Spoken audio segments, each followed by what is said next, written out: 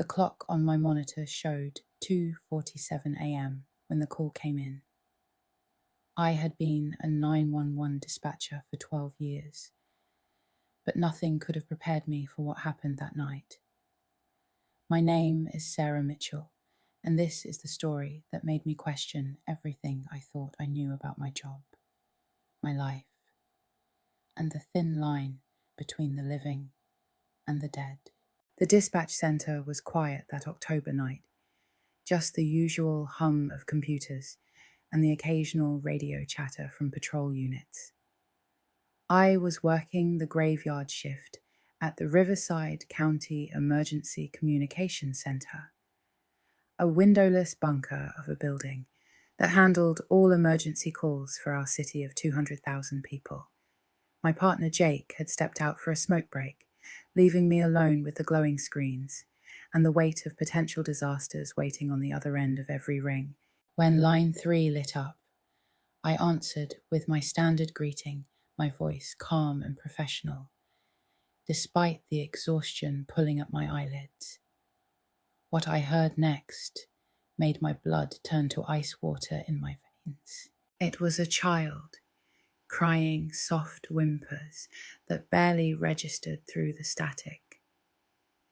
Then a small voice, no more than 6 or 7 years old, whispered words that would haunt me forever. "Help me." The voice said she locked me in here and I can't breathe. My training kicked in immediately. I pulled up the call location on my screen while keeping my voice steady and reassuring. "Sweetheart, can you tell me your name?" I asked, already dispatching units to the address showing on my monitor. But something was wrong.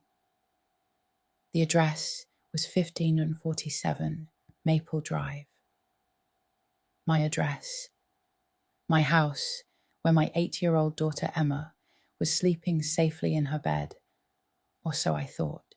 "My name is Emma," the child whispered, "and she's coming back. Please, help me, Mommy." The world tilted on its axis. My hands shook as I stared at the screen, confirming what I already knew. The call was coming from inside my own home. But that was impossible. I had kissed Emma goodnight before leaving for my shift at 11 p.m. My husband David was home with her. Everything had been normal, peaceful even. "Emma, baby, this is Mommy," I said, my professional composure cracking. "Where are you, honey? Where are you calling from?" The crying intensified. "I'm in my room, Mommy, but it's dark and cold, and she won't let me leave. She says I have to stay here forever. She says, you can't save me this time. Those 2 words sent a chill deeper than anything I had ever felt. My fingers flew across the keyboard, pulling up my home security system on another monitor. The cameras showed nothing unusual, just the dark outline of our suburban home, David's car in the driveway porch, light on like always. I tried calling David on his cell while keeping the child on the line. It went straight to voicemail.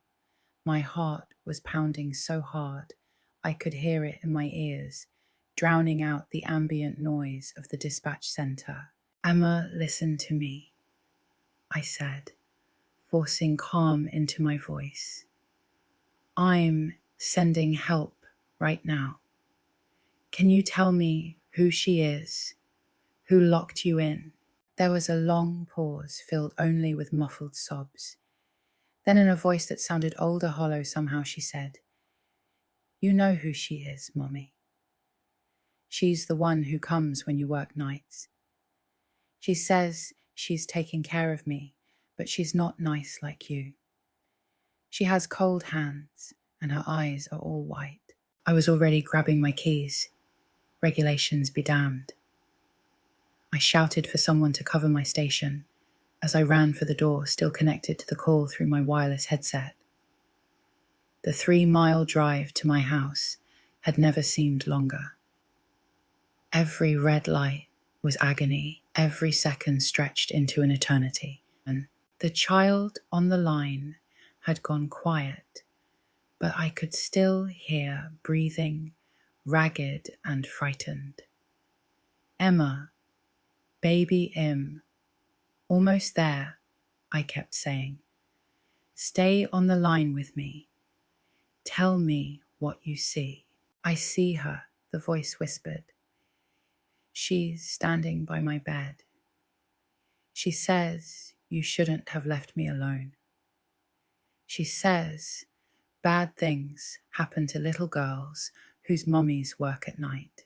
I screeched into my driveway just as 2 patrol cars arrived, their lights painting the neighborhood in alternating red and blue. I had my house key out before my feet hit the ground, the officers right behind me. The front door was locked. Everything looked normal from the outside, but I knew with a certainty that came from somewhere deeper than logic that nothing would ever be normal again. The house was dark inside, too dark. The nightlights we always kept on for Emma were out. I called for David, but got no answer. The officers flanked me as we moved through the house, their flashlights cutting through the blackness. The living room was empty kitchen too. No signs of struggle, nothing out of place. We climbed the stairs, each step creaking under our weight. Emma's room was at the end of the hall, her door closed. I could see light underneath a thin line of yellow in the darkness. But I hadn't left any lights on in her room. She was afraid of shadows on the wall. I reached for the doorknob, my hand trembling. Behind me, Officer Chen whispered into his radio, requesting backup and an ambulance on standby. The metal was cold under my fingers, colder than it should have been. I turned it, slowly pushing the door open. Emma's room was empty. Her bed was made stuffed animals arranged neatly on the pillow. Her nightlight was on, casting its familiar glow. Everything was exactly as I had left it hours ago. But the window was open, curtains billowing in the October wind. I never left her window open. Never. I ran to the window, looking out into the backyard. Nothing but darkness and the skeletal branches of our old oak tree. Behind me, the officers were checking the closet under the bed, finding nothing. My headset crackled, reminding me the line was still open. Emma, I said, where are you, baby? But the voice that answered wasn't my daughter's. It was older, raspier, like someone who had been screaming for a very long time. She's with me now, it said, just like all the others whose mommies thought work was more important. You failed her, Sarah. You failed them all. The line went dead. I stood there in my daughter's empty room, the weight of those words crushing me. The officers were talking, radios chattering, but I couldn't focus on any of it. Where was David? Where was my daughter? And who was the woman with white eyes? We found David in our bedroom, unconscious but breathing. The EMTs said it looked like he'd been drugged, probably something in his evening tea. He came to in the ambulance groggy and confused with no memory of anything after putting Emma to bed at 8:30. But Emma was gone. The investigation that followed turned my life inside out. Every call I had ever taken was scrutinized, every decision questioned. Because what they found in the dispatch records was impossible. There was no call from my house that night. No record of a child calling 911. The number that had appeared on my screen, my home number, showed no outgoing calls at all. But I knew what I heard. I had the recording to prove it. Except when they pulled the audio, all they found was static. 23 minutes of static where I swore I had been talking to a child who sounded exactly like my daughter. The search for Emma consumed the next 72 hours. Every cop in the city was looking, volunteers. Combed the woods behind our house, helicopters circled overhead. Her picture was on every news channel, every social media feed. The Amber Alert stretched across 3 states, but it was like she had simply vanished into thin air. It wasn't until they brought in a specialist, a detective named Maria Santos, who dealt with unusual cases, that we got our first real lead. She had me sit down in an interview room, just the two of us, and asked me to tell her everything about the call. Not just what was said, but what I felt, what I sensed. Things that wouldn't go in an official report. I told her about the cold, how the temperature in the dispatch center had seemed to drop when the call came in. About the static that had a rhythm to it, almost like breathing. About the way the child's voice had changed, aged, become something else. Santos listened without judgment, taking notes in a leather-bound journal instead of on a computer. When I finished, she leaned back and studied me for a long moment. Then she asked a question that changed everything. Has anything like this happened before? Not to you necessarily, but here in this dispatch center. I started to say no, then stopped. There had been stories, the kind of tales that get passed around during long, quiet nights. Dispatchers who heard voices on deadlines. Calls that came from numbers that didn't exist. We always dismissed them as urban legends, the result of too much caffeine and too little sleep. But now I wondered. Santos pulled out a file, thick with yellowed papers and faded photographs. 23 years ago, she said a dispatcher named Rebecca Chen worked the night shift here. She got a call from a child who claimed to be trapped in a burning building. Rebecca sent units to the address, but it was an empty lot. Had been for years. The call was never explained. Rebecca quit the next day, left town. But before she did, she filed a report that no one took seriously. She slid a piece of paper across the table. It was a transcript old enough that it had been done on a typewriter. The words made my skin crawl. It was almost identical to my call, a child asking for help, mentioning a woman with white eyes saying, "Mummy worked too much." But the detail that made me gasp was the last line. She says, "She's collecting us," Rebecca had written. The children whose parents choose work over them. She says she has dozens now, and she's not done. Santos leaned forward. Rebecca had a daughter too, 6 years old. She disappeared the night of that call, never found. Just like 3 other children over the years, all connected to dispatchers who worked the night shift, all preceded by impossible calls that left no trace in the official records. I felt like I was drowning. Are you saying someone is targeting dispatchers' children? But how is that possible? The calls, the voices, none of it makes sense. Santos closed the file. I'm saying that some things happen in jobs like yours that can't be explained by conventional means. Places where life and death decisions are made every day, where desperate voices cry out for help, they can become charged with something. Call it energy. Call it supernatural. I don't care about the label. What matters is that it's real and it's taken your daughter. The next hours were a blur of activity. Santos brought in what she called her special team, people who investigated cases that fell outside normal parameters. They set up equipment in the dispatch center devices that measured electromagnetic fields and recorded on frequencies the human ear couldn't detect. They interviewed every dispatcher who had ever worked there, collecting stories that had been dismissed or forgotten. What they found painted a terrifying picture.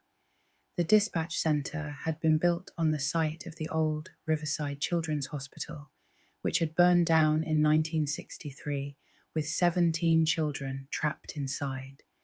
The night shift supervisor had delayed calling the fire department, thinking it was a false alarm. By the time help arrived, it was too late. The supervisor, consumed by guilt, had taken her own life a week later. Her name was Margaret White, and in her suicide note, she had written one line over and over, "I failed them all." The connection seemed tenuous at best, but Santos believed it was significant.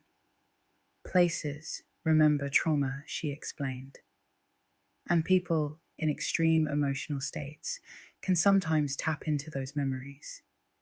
Every time a dispatcher fails to save a child or thinks they have it, feeds that original tragedy.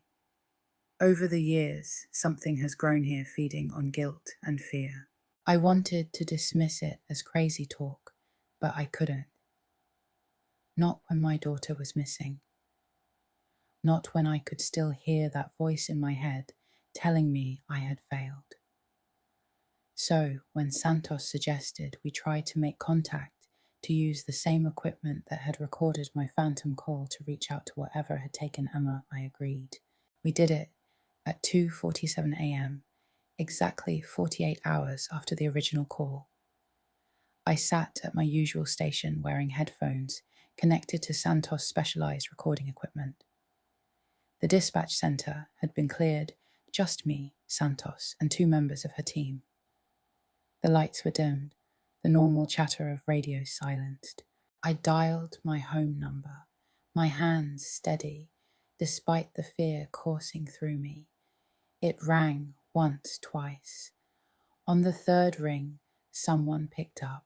"Hello, Sarah," the voice said, and I recognized it immediately. It was the older voice from that night, the one that had accused me of failing. "I knew you'd call back. Mothers always do when it's too late." "Where is my daughter?" I said, my voice stronger than I felt. "She's here with me, with all of them. The children who waited by windows for parents who never came home. The ones who cried themselves to sleep while mommy and daddy saved strangers. She's mine now." The temperature in the room plummeted. Frost formed on the windows, and I could see my breath. Santos and her team were frantically adjusting equipment, but I kept my focus on the voice. "What do you want?" I asked. "What I've always wanted. Recognition. Remembrance. You sit in this place built on their ashes, and you never think about them, the 17 who burned while someone hesitated. But I remember. I remember them all." Suddenly I understood. "You're Margaret White." There was a long pause filled with static that sounded like children crying. "I was the voice," finally said. "Now am something else. Something that makes sure no child is forgotten, no matter how much their parents try to forget." "I want to see my daughter," I said. "Please. I'll do anything." Another pause. Then anything, Sarah. "Would you trade places with her? Would you stay here with me and let her go home to a father who actually puts her first?" My heart stopped. Behind me, I heard Santos whisper urgently into her radio, but I didn't hesitate. "Yes," I said. Yes, ill trade places. Just let her go. The static intensified, filling my headphones with what sounded like hundreds of voices, all talking at once. Then, suddenly, silence. When the voice spoke again, it was different. Lighter, somehow less filled with rage. "You're the first one who said yes," it whispered. "In all these years, you're the first one who didn't try to bargain or justify. You just said yes." The lights in the dispatch center flickered and went out completely. In the darkness, I felt something change. The air grew warmer, and I smelled something floral like the perfume my grandmother used to wear. When the emergency lighting kicked in, casting everything in a red glow, I saw her. She stood in the corner of the room, and she was nothing like I had imagined. Not a monster, not a vengeful spirit. Just a woman, middle-aged and tired, looking wearing a dispatcher's uniform from another era. Her eyes weren't white. They were brown and full of tears. "I never meant for it to go this far," she said, and her voice was human, now broken. "I just wanted someone to remember them, to understand the weight of every call, every decision. But the guilt it twisted me made me into something horrible." Santos and her team were frozen, whether in shock or by some supernatural force I couldn't tell. It was just me and Margaret White, two women who had failed children and been consumed by it. "Where is Emma?" I asked. "Safe," she said, "sleeping in her own bed." It was never real, Sarah. I could never really take them.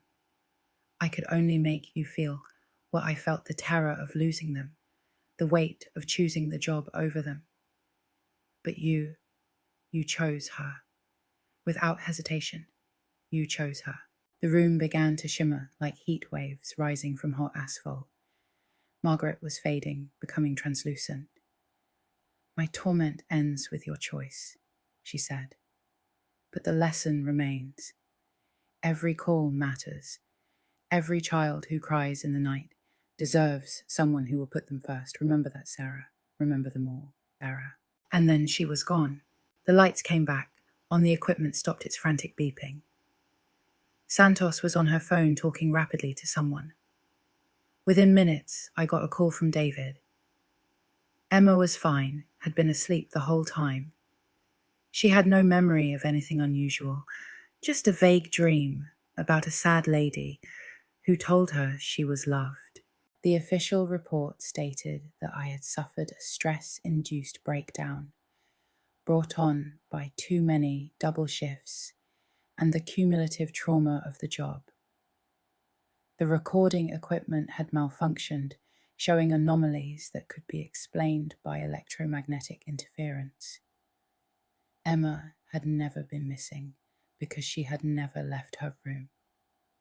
Case closed, nothing to see here. But Santos gave me a different report, one that would never see official channels. In it, she documented similar cases from dispatch centers around the country, all with the same pattern. A tragedy involving children, an employee consumed by guilt, and years later, calls that couldn't be explained. Most ended badly, with real disappearances that were never solved. Ours was the first where someone had broken the cycle. I took a leave of absence after that night, spent a month at home with Emma and David.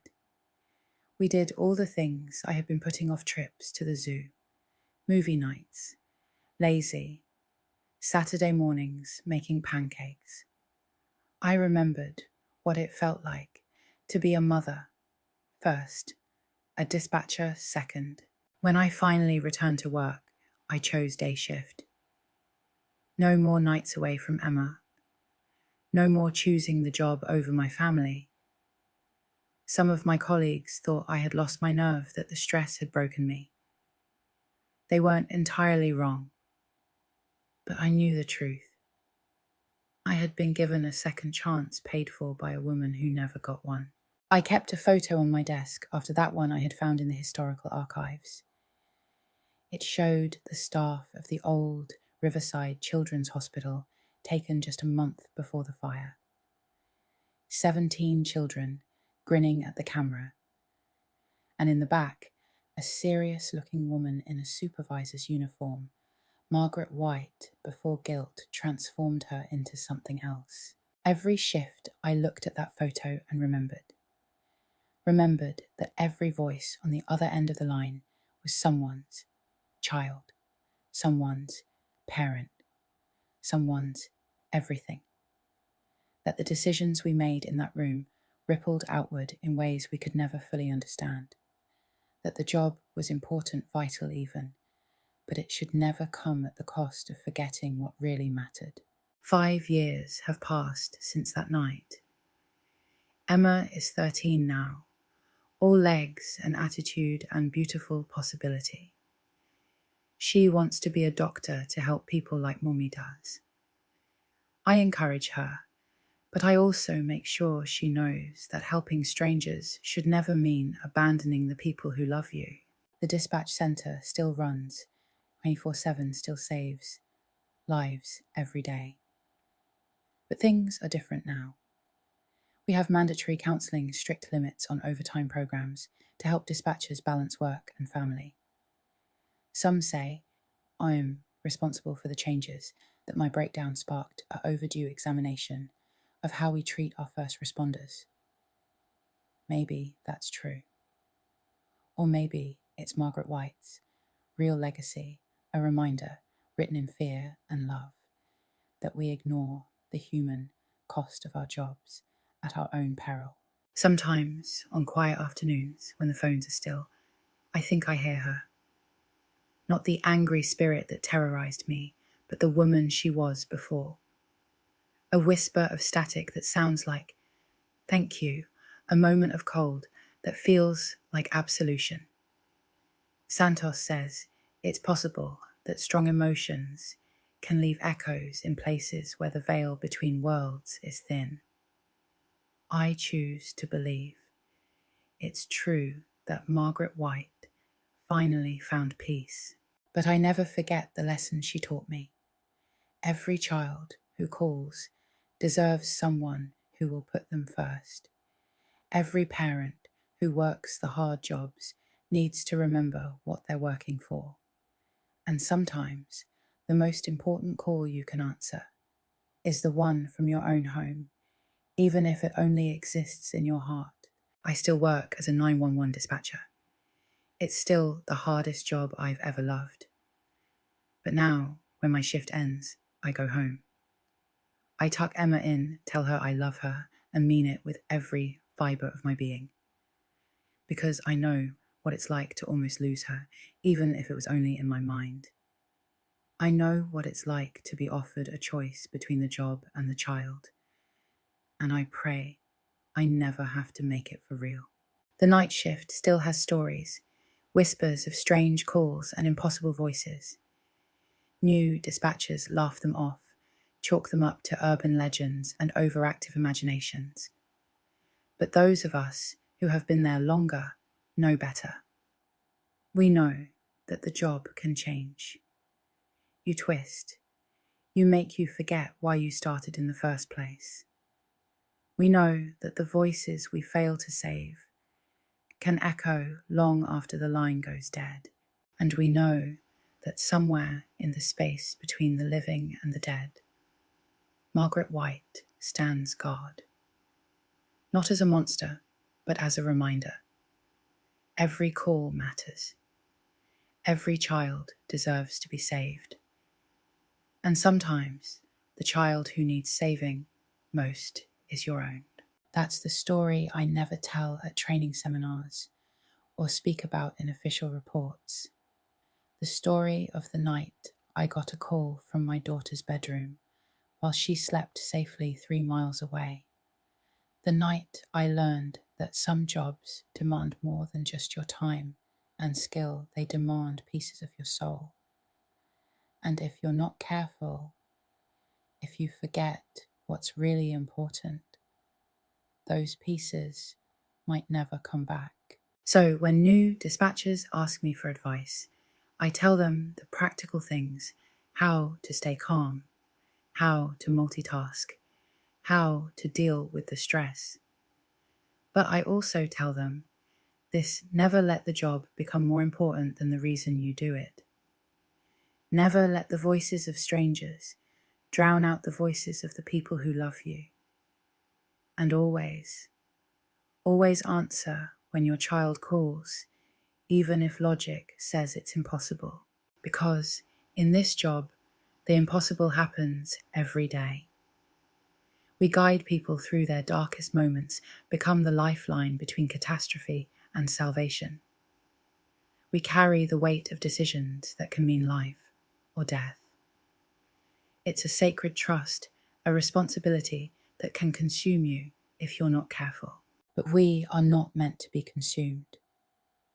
We are meant to serve and then go home to live the lives we're helping others preserve.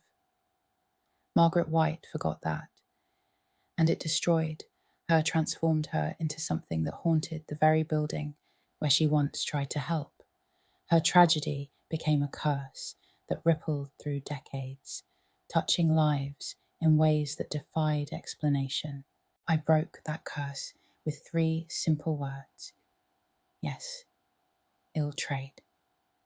3 words that meant I valued my daughter more than my job, more than my life.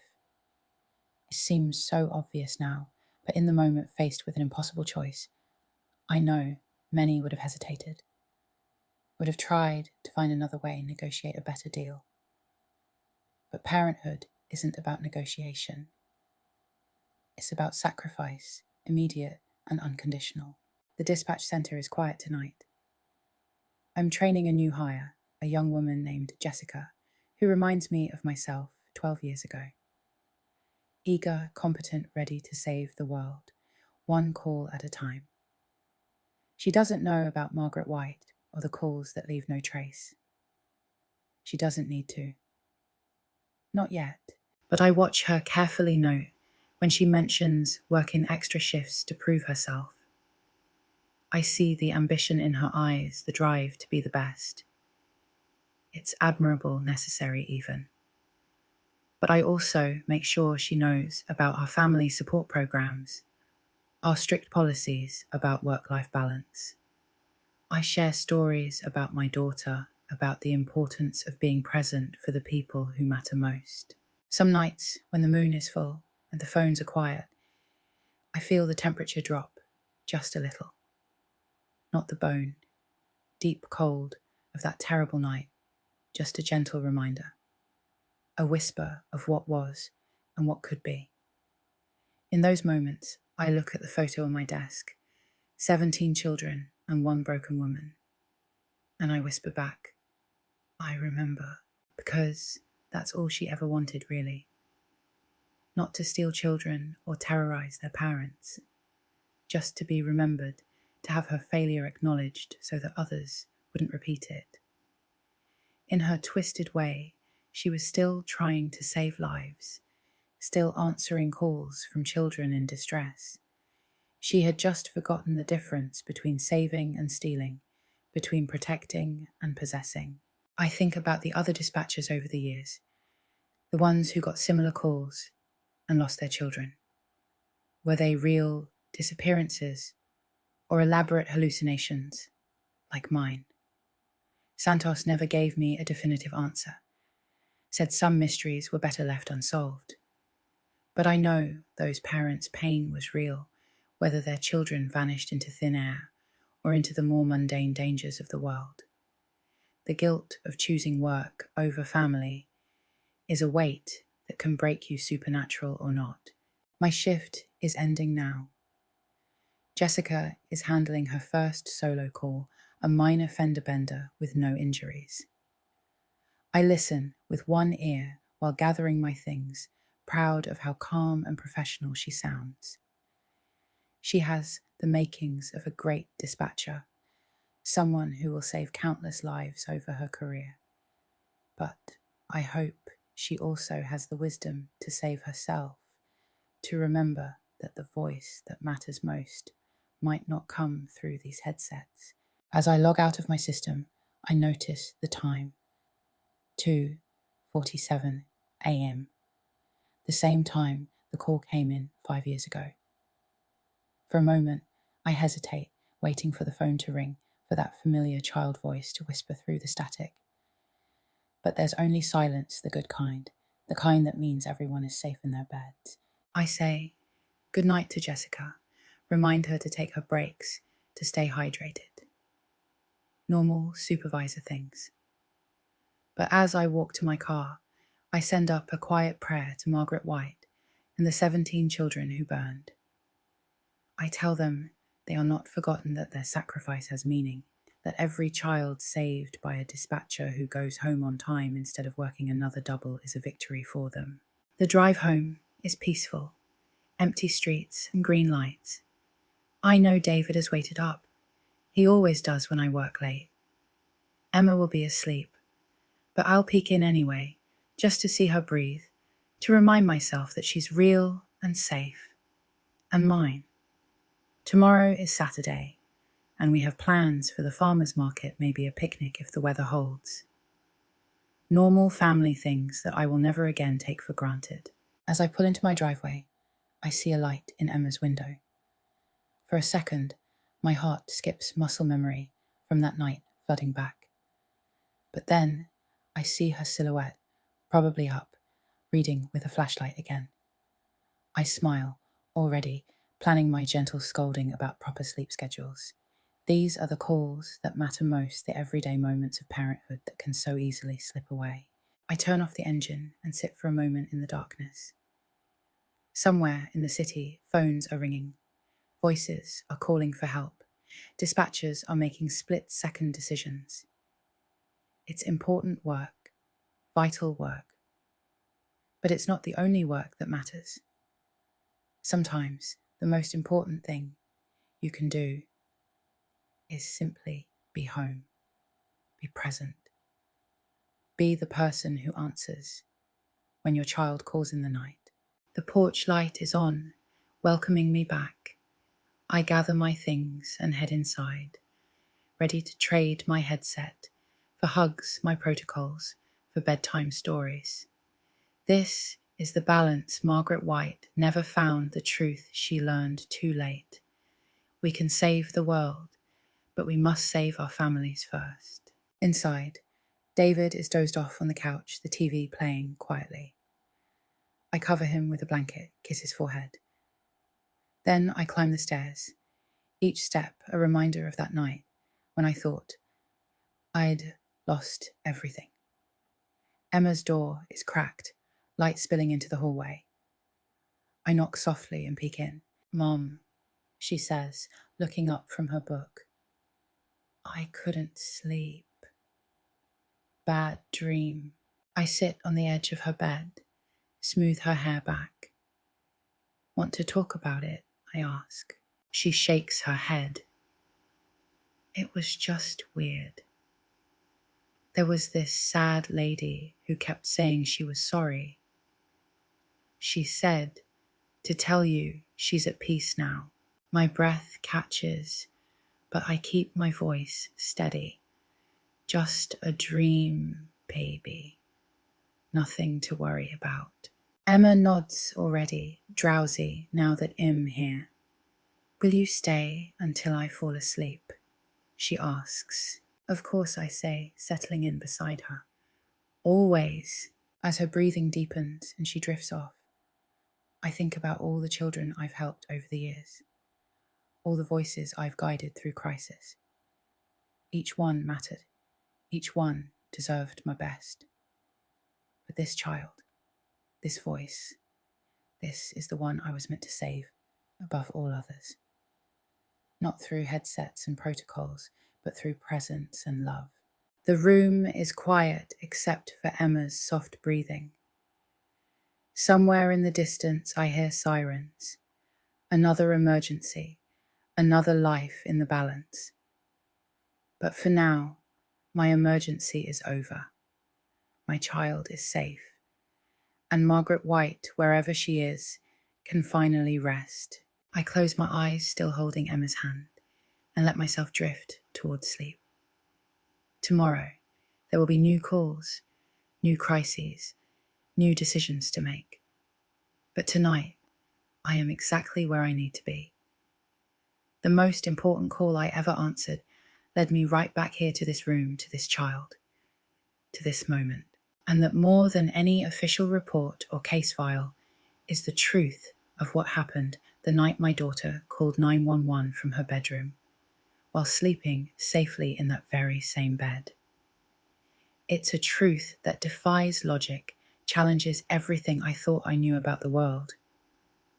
But it's also a truth that saved me, reminded me of what matters most. In the end, Margaret White was both villain and savior monster and guardian angel. She showed me the price of forgetting the cost of choosing work over family. And in her twisted way, she gave me the greatest gift any parent can receive, a second chance to get it right. So, when people ask me why I no longer work nights, why I turn down overtime, why I seem different than before, I give them simple answers. Family time, work, life balance, personal health. All true, but not the whole truth. The whole truth lives in that impossible night in the space between reality and nightmare, in the choice between the job and the child. I choose the child. Every time, without hesitation, I choose the child. And somewhere, in whatever place spirits find peace, I believe Margaret White smiles. Because that's all she ever wanted, for someone to learn the lesson she learned too late. Every child matters. Every moment counts. And sometimes the most important life you can save is the one sleeping down the hall.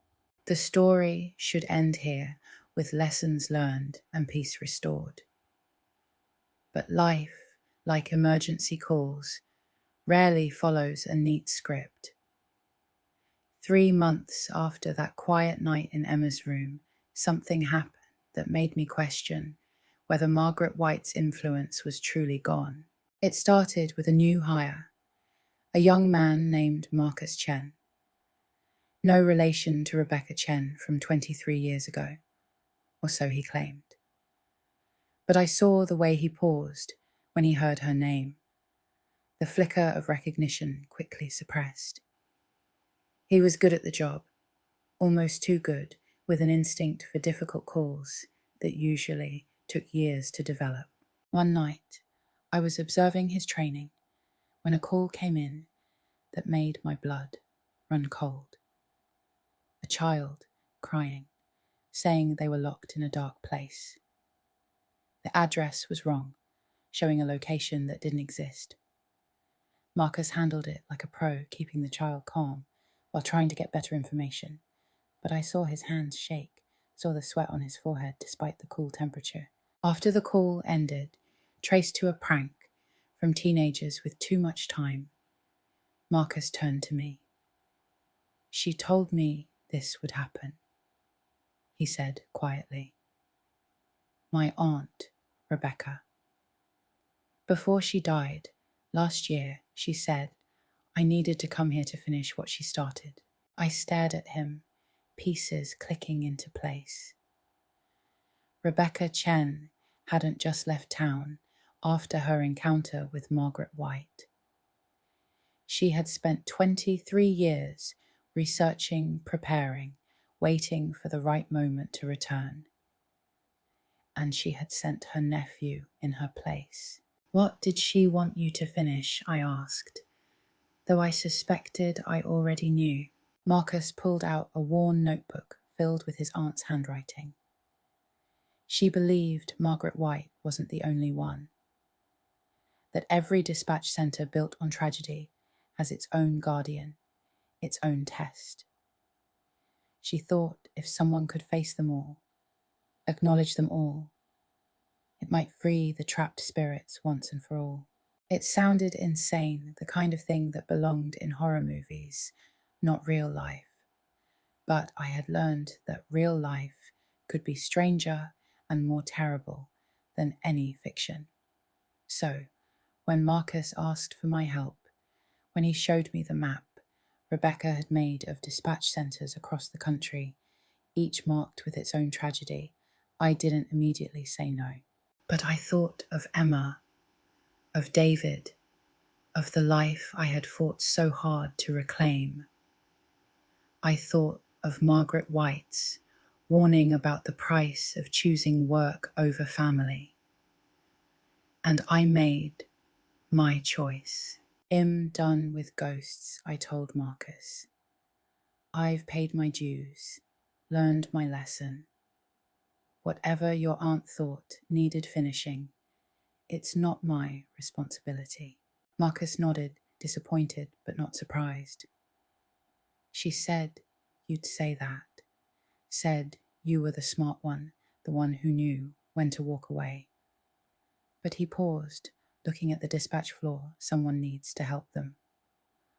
All those spirits, all those children, they deserve peace too. I wanted to argue, to tell him it wasn't our job to save the dead. But I knew he was right.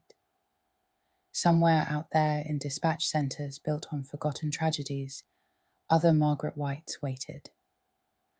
Other dispatchers would face impossible calls, impossible choices. And some of them wouldn't be as lucky as I had been. So I made a compromise. I gave Marcus everything I had learned, introduced him to Santos, and her team helped him prepare for whatever he might face. But I made it clear my ghost hunting days were over.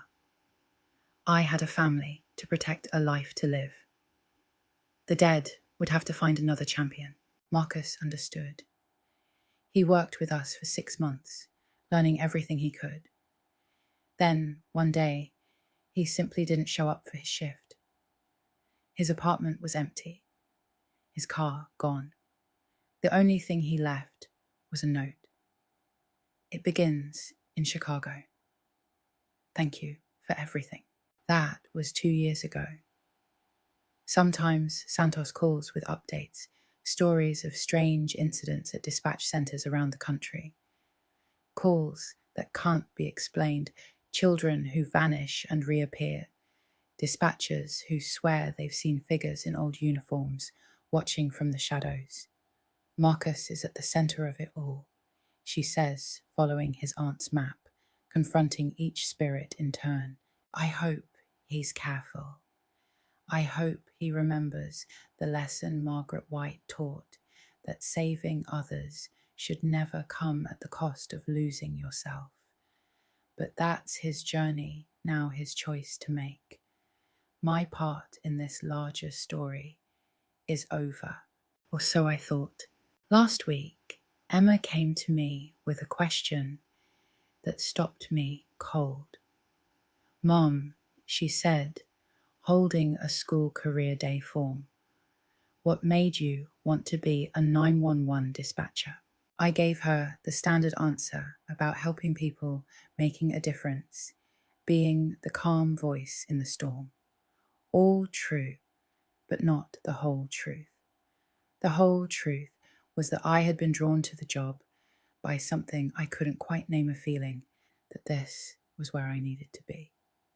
Just like Marcus, just like Rebecca Chen, just like dozens of others over the years. Emma listened thoughtfully, then asked, do you think some jobs choose people? Like maybe we don't pick them, they pick us. I looked at my daughter, 13 years old, and already too perceptive for her own good. Maybe, I said carefully. But we always have a choice about how we do them. She nodded, seeming satisfied.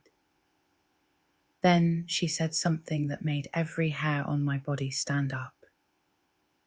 The lady in my dreams told me I might be chosen one day. But she said, I should ask you first, because you would know if it was worth it. I pulled Emma close, my heart racing. What lady, baby? What dreams? She shrugged, already losing interest in the way teenagers do. Just dreams. She seems nice, though. Sad, but nice. She says she watches over all the dispatcher kids, making sure what happened before doesn't happen again. That night, I called Santos. I told her about Emma's dreams, about my fear that Margaret White wasn't as gone as we thought. Santos listened, then said something that surprised me. Maybe that's a good thing, she said. Maybe having a guardian, even one born from tragedy, is better than having nothing. Your daughter is safe, Sarah. Margaret White made sure of that. Perhaps this is her way of making amends, watching over the children she once threatened. I wanted to believe that. But I also knew that the supernatural rarely stayed benign for long. Power, even power born from good intentions, had a way of corrupting. Margaret White had started as a dedicated supervisor, just trying to save lives. Look how that had ended. So I did what any mother would do. I prepared. I taught Emma about the history of the dispatch center, about Margaret White and the 17 children. I told her about my night of terror, about the choice I had made. I wanted her to understand the weight of it all, the price that sometimes had to be paid. Emma took it better than I expected. She said it explained a lot, actually. Why I was so protective, why I always made sure to be home for the important moments. She said she was proud of me for facing something impossible and choosing her. But she also said something that haunted me. What if Em's supposed to finish what you and Marcus started? She asked. What if that's why the lady talks to me? I told her, no, firmly and without room for debate. She was 13. She had her whole life ahead of her. She could be anything she wanted, a doctor, a teacher, an artist. She didn't need to carry the burden of other people's ghosts, but I saw the look in her eyes, the same determination I had when I was young, the same need to help, to make a difference. And I realized with a sinking heart that some things might be inherited, passed down through blood or circumstance, or sheer proximity to tragedy. The next few years passed in a blur of normal life.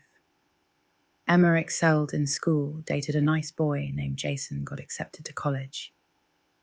She chose pre-med, said she wanted to save lives like her mom. I was proud, relieved even. Medicine was a noble profession, one that helped people without the unique dangers of emergency dispatch. But the night before she left for college, Emma came to my room. She sat on my bed, just like she had as a child, and told me the truth. I've been seeing her more clearly, she said. Margaret White. She's been preparing me, teaching me things. She says there are others like her spirits, bound to places of tragedy, waiting for someone to acknowledge them. Marcus is doing good work, but he's just one person. He needs help. I felt my world tilt again. That familiar sensation of the impossible becoming real. No, I said. Absolutely not. You are going to college. You are going to become a doctor. You are going to have a normal life. Emma smiled, sad and wise beyond her years. Normal was never really an option for our family, was it? Not after that night. We know things other people don't see, things they can't. Don't you think we have a responsibility to use that knowledge? I wanted to argue to forbid her to lock her in her room like a child.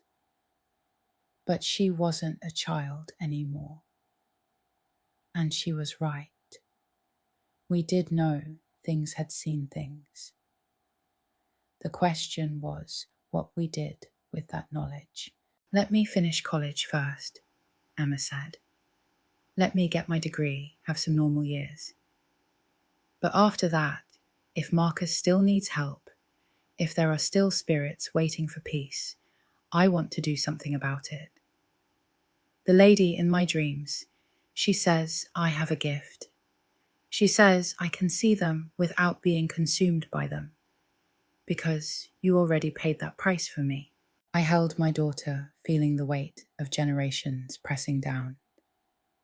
Margaret White, Rebecca, Chen, Marcus, and now Emma. A chain of connections stretching through time, all linked by tragedy and the desire to prevent it from happening again. Promise me, I said, you'll be careful. Promise me you'll never forget the lesson that saving others can't come at the cost of losing yourself, Emma promised. And for 4 years, she kept her word. She went to college, made friends, lived the normal life I had wanted for her. She called home regularly, visited on holidays, gave no sign that she remembered our conversation about ghosts and responsibilities. But I knew she hadn't forgotten. I saw it in the way she volunteered at crisis hotlines, the way she chose psychiatry as her specialty, focusing on trauma and its aftermath. She was preparing just as Marcus had prepared, just as Rebecca Chen had prepared. The only difference was that Emma had something they hadn't: a mother who understood, who had faced the darkness and survived. The call came on a Tuesday afternoon, 3 weeks after Emma's graduation. It was Santos, and her voice was grim. We lost contact with Marcus 2 days ago, she said. He was investigating a dispatch center in Seattle built on the site of an old psychiatric hospital. His last message said he had found something bigger than individual spirits. Then, nothing. I closed my eyes, knowing what was coming. You want me to go after him? Not you, Santos said. But I thought you should know. In case anyone else asks. That night, Emma came home. She didn't say anything at first, just helped me make dinner, chatted about her residency applications. But after David went to bed, she sat with me in the kitchen, 2 cups of tea, growing cold between us. I know about Marcus, she said. The lady told me. She says he's in trouble, that he found something he wasn't prepared for. She says I might be the only one who can help. I looked at my daughter, 22 years old, brilliant and brave and absolutely determined. I saw myself at that age so certain I could save everyone. But I also saw something else, a wisdom I hadn't possessed, an understanding of the cost. If you go, I said, slowly, I go with you. No arguments. We do this, together or not at all. Emma smiled, relief flooding her features. I was hoping you'd say that. I don't think I could do it alone. And maybe that's been the problem all along. Everyone trying to face these things alone when what we really need is connection, family, someone to anchor us to the living world. So that how I found myself at 45 years old, embarking on a journey I had sworn I'd never take. Emma and I flew to Seattle the next day, Santos meeting us at the airport, with her team and equipment. The dispatch center was in an old building, downtown, still operational, but with a reputation for being haunted. Dispatchers never lasted long, citing stress and strange experiences. The building felt wrong from the moment we entered. Not cold, like our dispatch center had been, but heavy, like the air was thick with unshed tears. The current staff was relieved to see us. Apparently, Marcus' arrival and disappearance had only made things worse. They were reporting equipment failures calls that seemed to come from inside the building. Voices that whispered accusations in the static. Emma surprised me with her calm. She walked through the building like she belonged there, pausing at certain spots, tilting her head as if listening. At one point, she turned to me and said, "There are so many of them. Not just one spirit, but dozens. All the patients who died here, all the staff who failed them. They're tangled together, feeding off each other pain." Santos and her team set up their equipment, while Emma and I researched the building's history. What we found was a litany of horrors. The psychiatric hospital had been shut down in the 1970s after a series of scandals, patients abused, experimental treatments, suspicious deaths. The final straw had been a fire that killed 30 patients locked in their rooms while staff fled. But that wasn't the worst part. The worst part was that the hospital emergency protocols had failed because the night dispatcher had been drunk, unable to coordinate the evacuation. The same dispatcher who later hanged himself in the basement, leaving a note that said only, "I heard them screaming." We found Marcus in that same basement, unconscious but alive. He was surrounded by hundreds of pages of notes, drawings what looked like attempts to map the spiritual energy of the building. When we woke him, his first words were, "It's not individual spirits, it's a network. They're all connected, all the dispatch centers, all the tragedies, and something is controlling them." Before we could ask what he meant, the lights went out. In the darkness, we heard them voices crying for help, pleading for someone to answer. The walls themselves seemed to pulse with anguish, decades of unanswered calls pressing in from all sides. Then Emma did something I didn't expect. She sat down in the middle of the room, closed her eyes, and said in a clear voice, "We hear you. All of you. We're here to answer." The voices stopped, replaced by a silence so complete it felt like the world had ended. Then, one by one, they began to appear. Not fully formed spirits like Margaret White had been, but impressions, shadows of people who had died, waiting for help that never came. Patients, dispatchers, children, adults, all united by the common thread of systems that had failed them. Emma opened her eyes, and they were filled with tears. "They just want to be acknowledged," she said. "They want someone to say their deaths mattered, that the failures won't be repeated. They've been waiting so long for someone who could hear them all, not just the loudest voice." I understood then what made Emma special, what Margaret White had seen in her. It wasn't just that she could perceive spirits. Lots of people had that gift to some degree. It was that she could hold their pain without being consumed by. It could offer acknowledgement without losing herself in guilt. For the next 6 hours, Emma sat in that basement and listened. She heard every story acknowledged, every failure promised, every spirit that they would be remembered. Santos and her team recorded it all, documenting something unprecedented in their experience. Not an exorcism or a banishment, but a reconciliation. I stayed by her side, my hand on her shoulder. anchoring her to the physical world. I felt the spirits too, their pain washing over me in waves.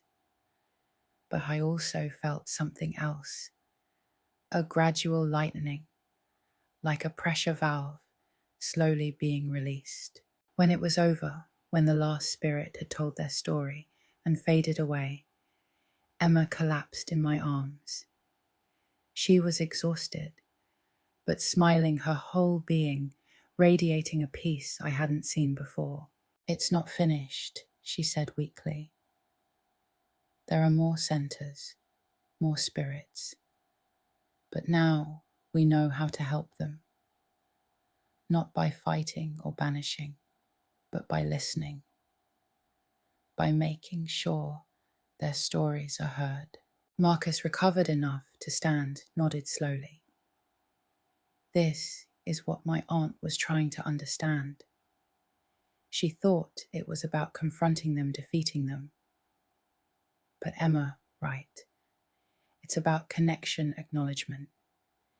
It's about making sure the failures of the past don't define the future.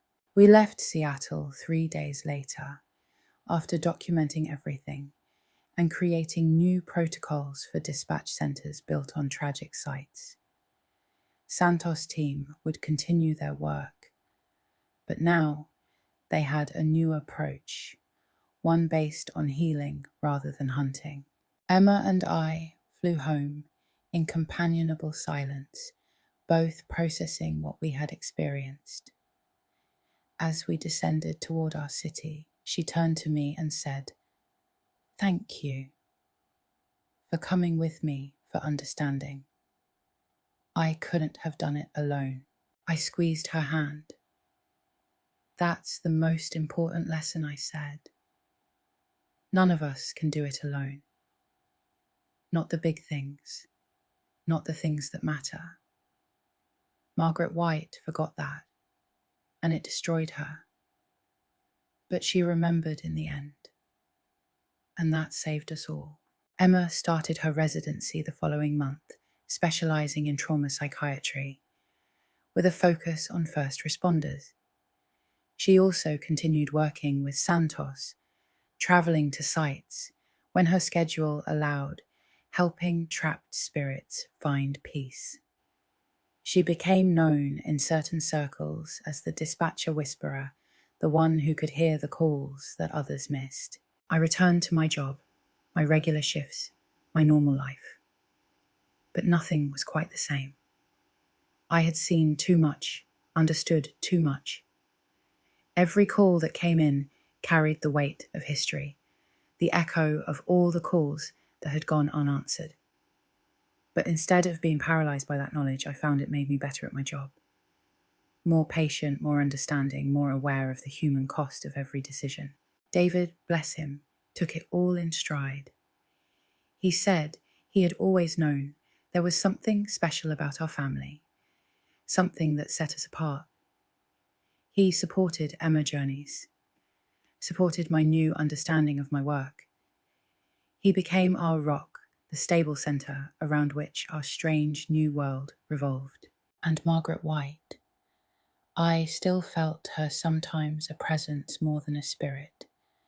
She appeared to Emma regularly. They told me no longer the terrifying figure of that night, but a guide, a teacher. She had found her purpose in death, becoming the protector she had failed to be in life. One night, a year after Seattle, I was working a quiet shift when I felt that familiar chill. But this time, I wasn't afraid. I simply said, "Hello, Margaret." The temperature dropped a few more degrees, and for just a moment, I saw her, standing by the window, looking out at the city lights. She looked peaceful, almost happy. "Thank you," she said, her voice barely a whisper, "for teaching me that love is stronger than guilt, for showing me how to help without harming, for giving me a second chance. Before I could respond, she was gone, but I knew she was still there, still watching, still protecting. Not just Emma, but all the children of dispatchers, all the families who sacrifice so their loved ones can serve. The story could end here, with peace restored and purpose found. But life, as I learned, doesn't really end. It continues, evolves, surprises. 3 years after Seattle, Emma came to me with news that would once again change everything. Impregnant, she said, glowing with joy and just a hint of worry. And I think the baby might be like us. I've been having dreams, seeing things. Margaret says, it's a gift that each generation gets stronger, more able to bridge the gap between worlds. I held my daughter, my brave, brilliant daughter, who had chosen a path I never would have wanted for her, but couldn't help but admire. And I thought about the future, about a grandchild who might see even more clearly than we did, who might find new ways to heal old wounds. What will you tell them? I asked. When they old enough to understand, Emma smiled, her hand resting on her still flat stomach. The truth, that our family has a calling, a purpose, that we can hear voices others can't, see pain others miss, but also that we have a choice, always a choice about how we use that gift, and that no matter what we choose, family comes first, always. I nodded, knowing she was right. The gift, the curse, whatever you wanted to call it, was part of our heritage now. Passed down, not through blood, but through experience, through the choices we made in the face of the impossible. And so, the cycle continues. Emma balances her medical practice with her spiritual calling, helped by Marcus, who has become a close friend and colleague. They documented dozens of sites, now helped hundreds of spirits find peace. Santos' team has expanded, incorporating their methods, creating a new field of study that bridges psychology, parapsychology, and emergency services. As for me, I still answer calls. Every shift, I sit at my station and wait for the phone to ring, knowing that each call could be the one that changes someone's life. But now, I also train new dispatchers, teaching them not just the technical skills, but the human ones. I tell them about the weight of the job, the importance of balance, the need to remember why we serve. And sometimes, when the moon is dark and the phones are quiet, I tell them the real story. The story of the night my daughter called 911 from her bedroom, setting in motion events that would reshape our understanding of life, death, and the spaces in between. Some believe me, some don't. But they all remember the lesson, never forget that every voice matters, living or dead. Because that's what Margaret White taught us in the end. That the voices of the past echo into the present, shaping our choices, defining our futures. We can ignore them, let them fester and grow twisted. Or we can acknowledge them, learn from them, transform them into something healing rather than harmful. I choose acknowledgement. I choose healing. I choose to believe that even the darkest tragedy can be transformed into purpose, that even the most tormented spirit can find peace. It's not always easy, not always safe, but it's necessary. The dispatch center is quiet tonight. Outside, the city sleeps unaware of the thin line between crisis and calm, between the living and the dead. But I am aware. I sit at my station headset on ready for whatever comes. Because this is my calling, my purpose. To be the voice in the darkness, the calm in the storm, the bridge between what is and what could be. And somewhere in the space between heartbeats, I feel them. Margaret White and the 17 children, all the spirits Emma has helped, all the voices that once cried out unanswered. They are at peace now, but they are not gone. They are part of the fabric of this place, woven into every call, every decision, every life saved. This is the legacy of that impossible night. Not just the terror, not just the lesson, but the transformation, the understanding that our jobs, our callings, our purposes are never just about us. They ripple outward, touching lives in ways we may never fully understand. The key is to make sure those ripples carry healing rather than harm hope, rather than despair. My shift is ending soon. Another dispatcher will take my place, another guardian of the thin line. They will answer calls, make decisions, carry the weight. But they will not carry it alone. Margaret White makes sure of that. Now, her presence a reminder and a protection. I gather my things, say my goodnights. The drive home is peaceful, as it always is now. No more racing through red lights. No more terror of what I might find. Just the quiet satisfaction of another shift, completed, another night of service rendered. At home, David is asleep on the couch again, the TV playing quietly. Some things never change. I cover him with a blanket, kiss his forehead. Then I check my phone, see a text from Emma. Helped 3 more today, it says. They were at peace now. Baby kicked during the last one, I think they approve. I smile, warmth flooding through me. My grandchild already making their presence known, already connected to the work that has defined our family. I wonder what gifts they will bring, what new understanding they will offer. But that's a question for tomorrow, for the future that stretches out before us, full of possibility.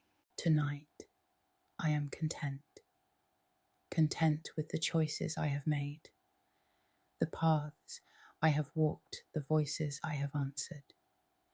Content knowing that my daughter is safe, that my family is whole, that the spirits we have encountered have found their peace.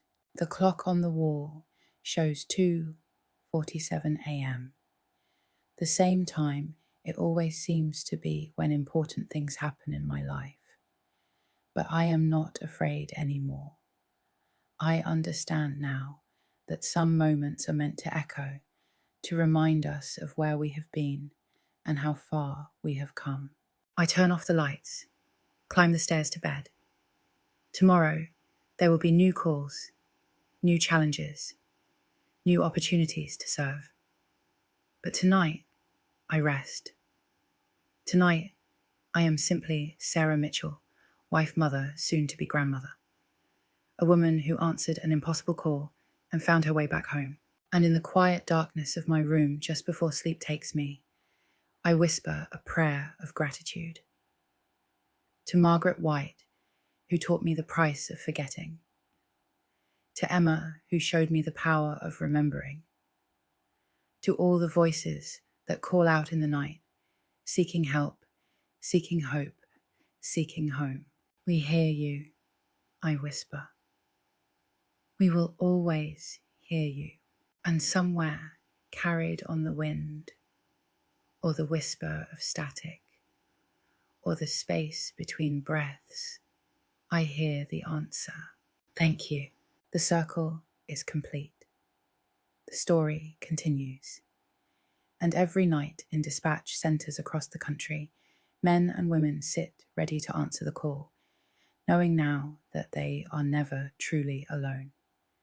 The past watches over them, the future stretches before them, and in the present moment, They hold the power to transform tragedy into hope, one voice at a time.